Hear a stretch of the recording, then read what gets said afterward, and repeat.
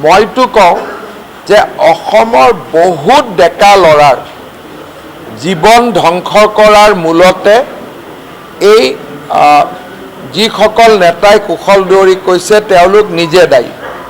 আজি গুৱাহাটীত প্ৰণৱ বড়োৰ যি দুখজনক মৃত্যু তাৰ দায়িত্ব কোনে ল'ব? আজি এওঁলোকৰ নিগেটিভ পলিটিক্সৰ কাৰণে প্ৰতি বছৰে কলেজ ইউনিভাৰ্চিটিত 200-300 ল'ৰা জীৱন ধ্বংস হয় প্ৰতি বছৰে। সেইবাবে তেওঁলোকে বেলেগক অভিযোগ নকৰা ভাল। শিৱসাগৰৰ ৰাইজে সিদ্ধান্ত ল'ব, যাক ভাল তাক ভোট দিব, যাক বেয়া তাক ভোট নিদিয়ে। এজন প্ৰতিদ্বন্দ্বী প্ৰাৰ্থীক সমালোচনা কৰা, তথ্যৰ ভিত্তিত নথকাকৈ ব্যক্তিগত আক্ৰমণ কৰা, এইবিলাক দৰাচলতে কেতিয়াও আদৰণীয় পদক্ষেপ হ'ব নোৱাৰে। অসমৰ ৰাজনীতি নিকা আৰু এটা উৎসাহৰ মাজত হয়, গান বাজানা ফূৰ্তিৰ মাজত মানুহে নিৰ্বাচন সমাপ্ত কৰে। নিৰ্বাচনৰ পৰিৱেশ কলুষিত নকৰিবৰ বাবে মই সকলোকে আহ্বান জনাওঁ। চক দুটা কথা, এইবাৰ মই আজি আন নহয়, শিৱসাগৰত কুশল দুৱাৰীয়ে দিয়া মনোনয়ন পত্ৰ যিটো দৃশ্য মই চাইছিলোঁ, যোৱাকালি ৰাতি আমি 10:30 বজাত তেওঁক নমিনেশ্যনৰ কাগজখন দিছোঁ আৰু গোটেই ৰাতি তেওঁ শিৱসাগৰ গৈছে। আৰু আজি তেওঁৰ নামাংকনত যি ধৰণে ৰাইজে পাৰ ভাঙি ওলাই আহিলে, সি এটা অসমৰ ৰাজনীতিৰ এটা নতুন দিশ উন্মোচন কৰিছে যে এইবাৰ অসমৰ ৰাইজে ঐতিহাসিকভাৱে বিজেপি আৰু ইয়াৰ মিত্ৰগোষ্ঠীক বিজয়ী কৰিব। গধূলি মই জালুকবাৰী সমষ্টিত আছিলোঁ।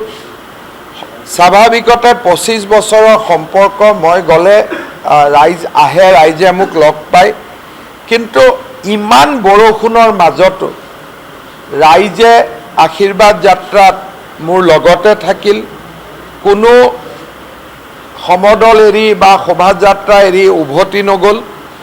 আৰু মই ভাবোঁ যে ই এটা অদ্ভুত আমাক কনফিডেন্স দিছে, আত্মবিশ্বাস দিছে যে ৰাইজ সঁচাকৈ আমাক এইবাৰ আশীৰ্বাদ দিছে। আৰু মই বিশ্বাস কৰোঁ যে ৰাইজৰ মৰম চেনেহ আশীৰ্বাদ আমি বিকাশ আৰু প্ৰগতিৰ জৰিয়তে আমি অসমবাসী ৰাইজক উভতাই দিব পাৰিম। মইতো কওঁ যে অসমৰ বহুত ডেকা ল'ৰাৰ জীৱন ধ্বংস কৰাৰ মূলতে এই যিসকল নেতাই কুশল দুৱাৰী কৈছে তেওঁলোক নিজে দায়ী। আজি গুৱাহাটীত প্ৰণৱ বড়োৰ যি দুখজনক মৃত্যু তাৰ দায়িত্ব কোনে ল'ব? আজি এওঁলোকৰ নিগেটিভ পলিটিক্সৰ কাৰণে প্ৰতি বছৰে কলেজ ইউনিভাৰ্চিটিত 200-300 ল'ৰা জীৱন ধ্বংস হয় প্ৰতি বছৰে। সেইবাবে তেওঁলোকে বেলেগক অভিযোগ নকৰা ভাল। শিৱসাগৰৰ ৰাইজে সিদ্ধান্ত ল'ব, যাক ভাল তাক ভোট দিব, যাক বেয়া তাক ভোট নিদিয়ে। এজন প্ৰতিদ্বন্দ্বী প্ৰাৰ্থীক সমালোচনা কৰা, তথ্যৰ ভিত্তিত নথকাকৈ ব্যক্তিগত আক্ৰমণ কৰা, এইবিলাক দৰাচলতে কেতিয়াও আদৰণীয় পদক্ষেপ হ'ব নোৱাৰে। অসমৰ ৰাজনীতি নিকা আৰু এটা উৎসাহৰ মাজত হয়, গান বাজানা ফূৰ্তিৰ মাজত মানুহে নিৰ্বাচন সমাপ্ত কৰে। নিৰ্বাচনৰ পৰিৱেশ কলুষিত নকৰিবৰ বাবে মই সকলোকে আহ্বান জনাওঁ।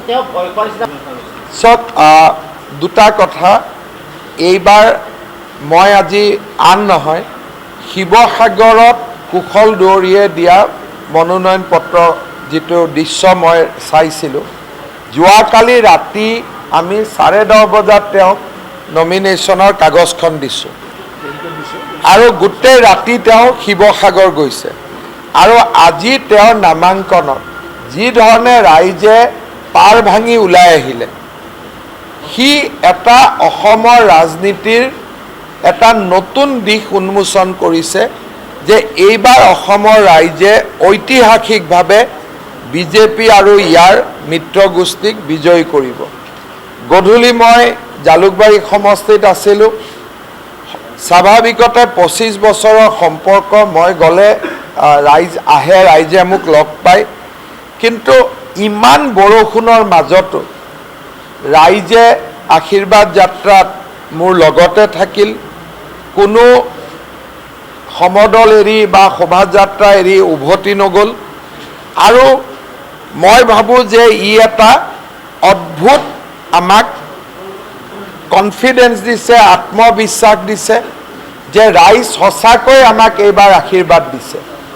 আৰু মই বিশ্বাস কৰোঁ যে ৰাইজৰ মৰম, চেনেহ, আশীৰ্বাদ আমি বিকাশ আৰু প্ৰগতিৰ জৰিয়তে আমি অসমবাসী ৰাইজক উভতাই দিব পাৰিম। আৰু এটা বস্তু